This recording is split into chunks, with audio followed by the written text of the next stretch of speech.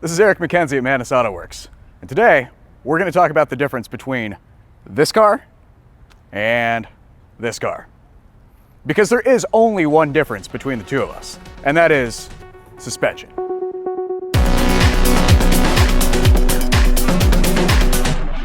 I had every intent of making some comprehensive suspension video. We're not going to do that because every attempt to do that has resulted in like a 20-minute speech about dampening and stuff like that. So we're just going to move on. Look, I have springs. Let's put them in.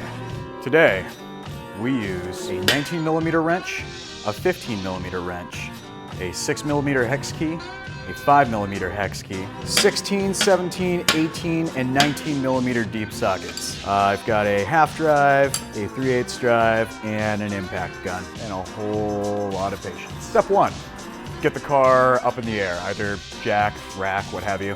And make sure to pop your hood because you're gonna need access to the strut towers in there.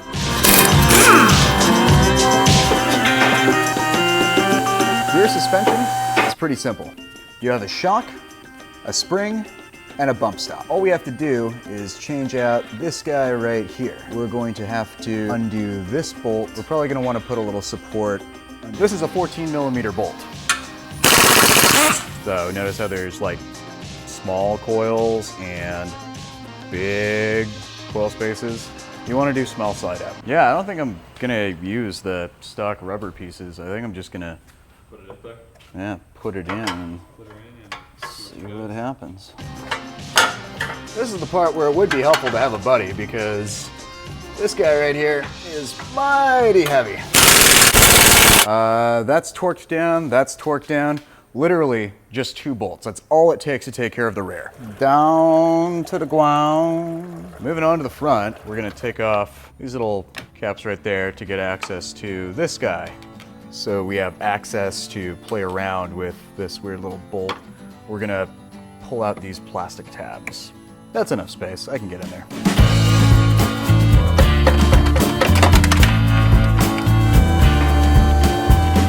On the underside, we have 3 bolts that we need to account for. This one's a 16mm, and then we have these 2 bolts right here, which actually hold this strut assembly in place. I prefer using impact tools because obviously they make life easier, but as far as these particular strut bolts go, I think most of you at home are going to have to utilize the combo of a 15mm wrench on one side and a 17mm deep socket or a 17mm wrench on the other side.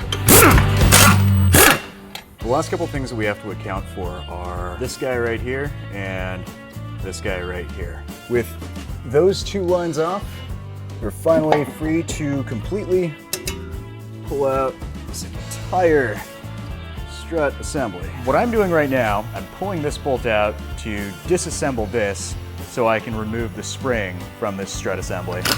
You may need a spring compressor, otherwise you can, just get brave and compress it yourself. We have successfully extracted the spring from the strut. Da-na-na-na.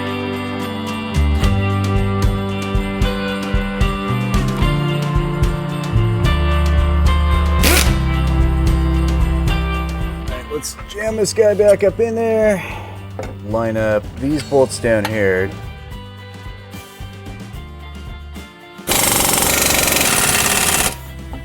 That is solid up again. The last part of this now is getting this guy all hooked up. I believe that is sufficient. We're just at a point now where all we have to do is fasten everything back up. We already did the other side. Now let's just get this cleaned up. I think that's it. All right, we're done. That looks like a lot more than a 1.4 inch drop. Like, I'm very pleasantly surprised here. We're at like 3.5 fingers and it used to be like a sandal. Wow. We did it!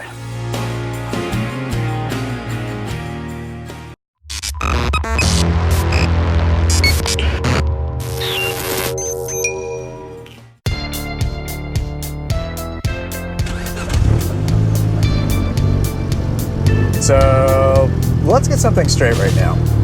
We checked the part numbers. Those are 1.4-inch springs. What made the difference in this case was the fact that we opted not to use the factory rubber collars that sit on top and below the spring. So the difference that made was pretty obvious. That is a level car right there. I am really happy with the way it looks. Doing a little bit more research into it, running directly metal on metal, you may get some squeaking. Then again, you may not. Now then, we're gonna take a detour through some alleys just to see exactly how bad this can really get. Now, this is a pretty bad road, but I'm not running into anything that's making my voice vibrate too much.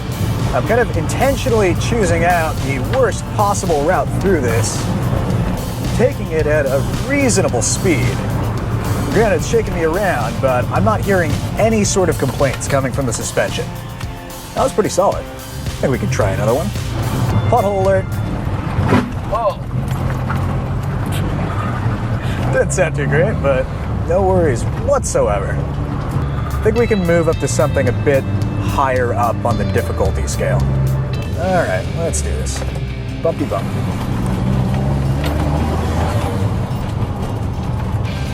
No worries, no problem whatsoever. No bumps, no bottoming out.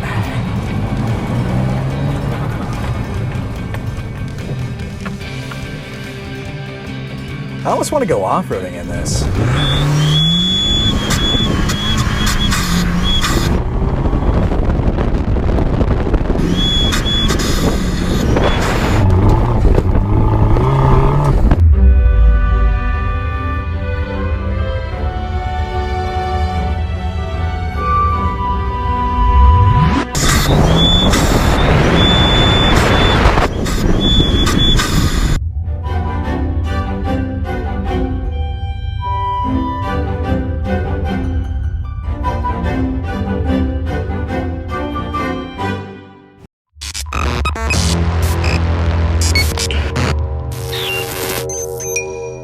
Just a few closing thoughts on the day that we've had today.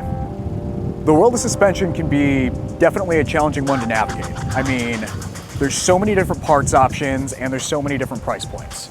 I guess when it comes down to it, you've got lowering springs and you've got coilovers. Lowering springs are really affordable, but you're kind of limited with what you can do with them. You've really got to do your research and pick and choose the ride height that you want.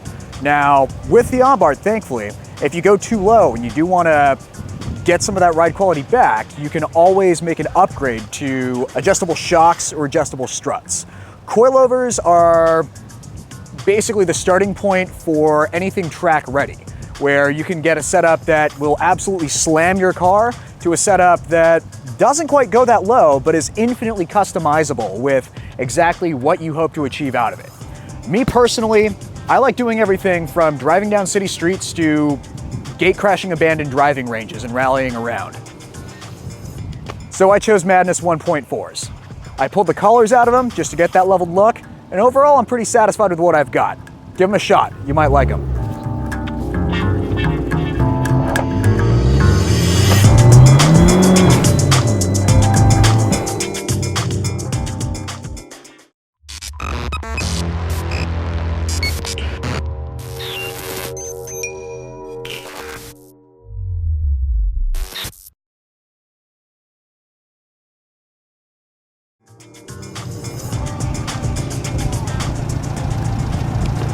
Goodbye, Springs, you were fun. I think I cracked my intercooler. Are we still recording? All right. So that first run where we hit that dip pretty hard, I think I may have cracked my intercooler. I'm not certain, but I definitely feel some power loss. We might have to cover that next episode. I'm not a good role model. Arrogant Madness?